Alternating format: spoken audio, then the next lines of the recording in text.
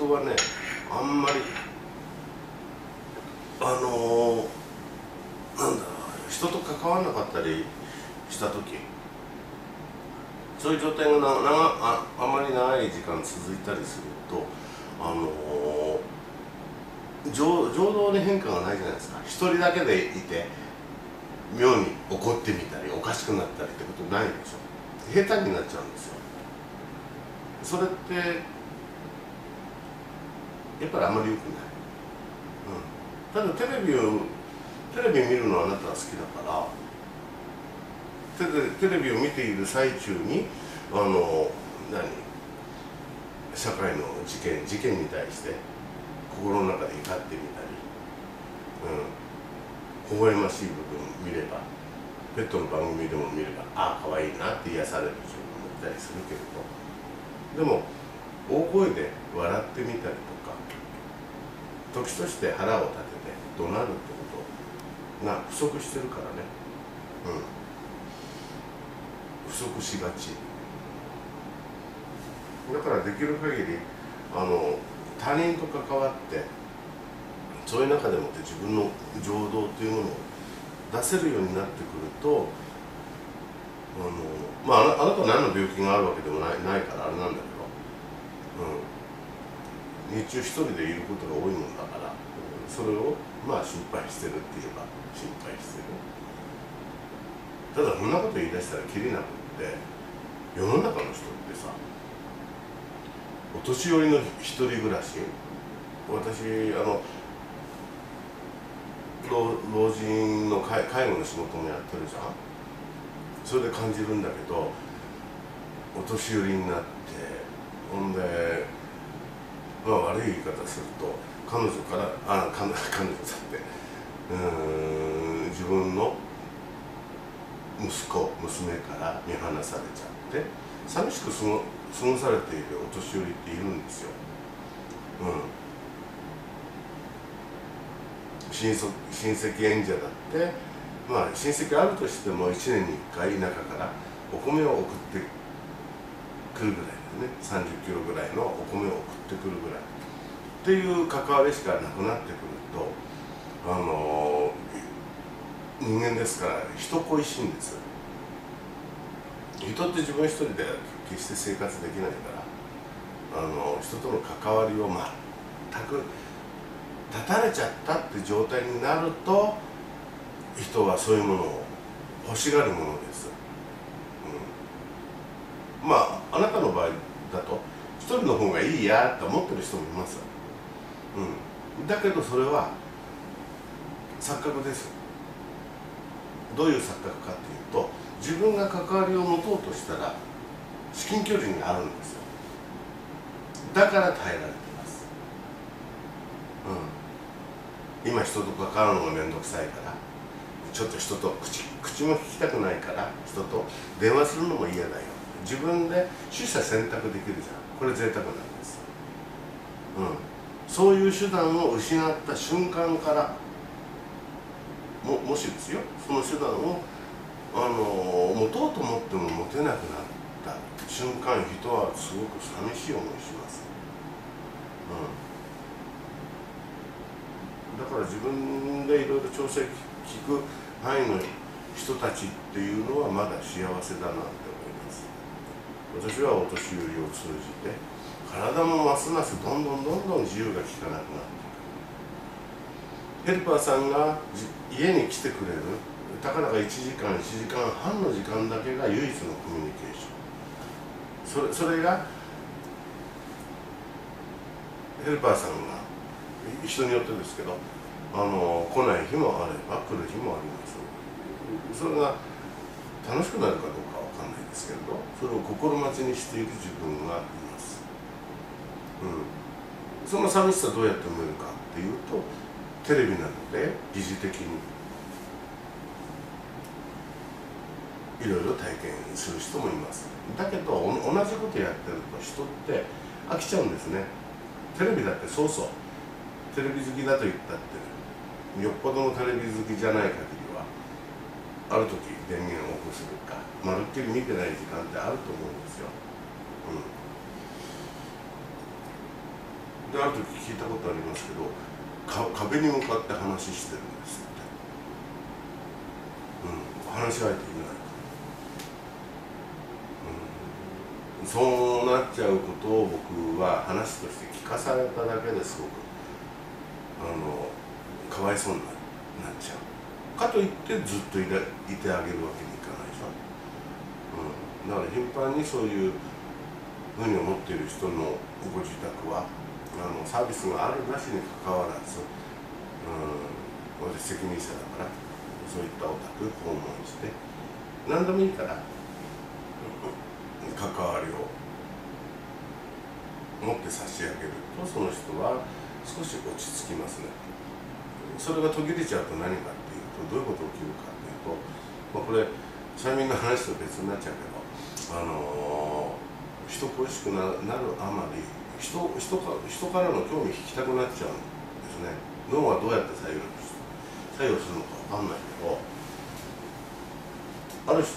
ある人の場合乱暴者になっちゃうの、で乱暴になって何やるかっていう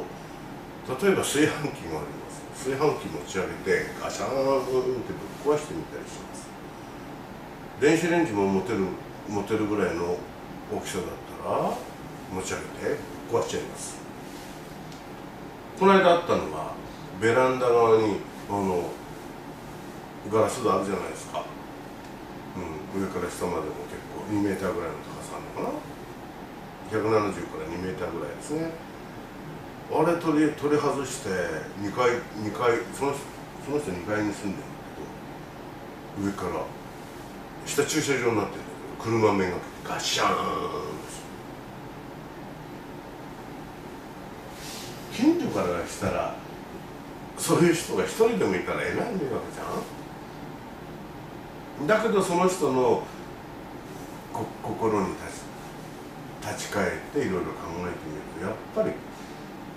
気を引きたいからとしか結論付けられない。何か、その人携帯だけだってね、1年間にね2年間か7台壊しましたよ。7台。でそういうものってお金に関わる話だし、そういうものになると、私らはその息子さんに連絡取って電話壊しちゃったんですけれども、どうしましょうなんて感じでこれまでは変えてくれていました。だけど、いくら保証期間で保証があったりとか、あるいは壊れた時の契約してたとしても、それほどの頻度でもって、au だか NTT だか忘れちゃったけど、そこだって面倒見てくれなくなります。で結果的に、携帯は持たせられないですね。そう家のあらゆるものがぶっ壊され始めるんです。だから家の壁だってなんていうの、白い壁っていうか今パネルになってるでしょ。女の子自分の原骨なんてですよ、見事に打ち抜いてるってぐらい、エネルギーもあるし、それは寂しさから来るもんだなって私は思ってますけど、人との関わりを持ち続けたいものだから必ず交流を求めていきます。それがどう逆立ちしても得られないよってなった瞬間から、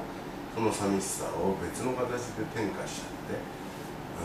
人の注意を引くような行為に及んじゃうことがあります。だけど地域住民との関わりの中で、変なレッテル貼られちゃって摩擦が起きます。それをなんとか回避するためには、やっぱり人との関わりっていうものの頻度を増やして差し上げた方が物を壊す頻度も減ってきてるんでね、だからそういう注意も必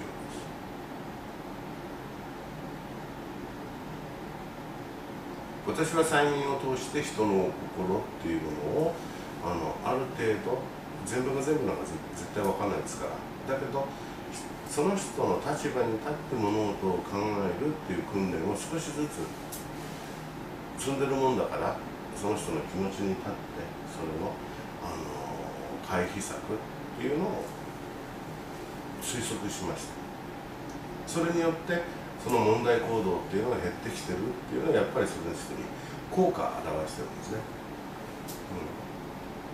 そうしたお年寄りに私は催眠かけることありませんし、催眠の奥義って何かっていうと、相手の心に立ってそれで普通の会話を通してそれで改善に持ち込めるようなカウンセリング力だって思ってるんですね。だけど人によってですけれど、カウンセリングさえ受け付けない、もう激症状態の時は激症というのは劇場の劇に症状の激症状態の人の場合には即座に精神を鎮めなきゃなんないですよね。そのために催眠を導入する場合があります。その時に催眠活用します。それか通常の会話の中で十分説得できてるんだけれども、だけど人間って意志がすごく弱いです。人間はすごく意志の弱いものです。例え話として、あなたはやらないのかもしれないけど、例えば女性だからダイエットなんてダイエットの人やるじゃん。やるけど長続きしないんです。通信販売でもってあらゆるものを購入してる趣味の人もいます。でも三日坊主です、ね。それを継続するためには自分の意思なり何なりっていうものを持ち続けなければならない。そういう時に催眠って活用するんですよ。そうすると人間はすごく意志の弱い人間なんだけれども、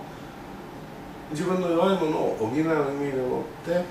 催眠を活用して継続力をつけるとか、そういったような利用の仕方すると目的は手っ取り早く手に入るものなんです。他にもいろいろ方法あると思いますよ。だけど私は自分の人生の中で催眠が一番手っ取り早いなと思ってるから、これを推し進めてるだけです。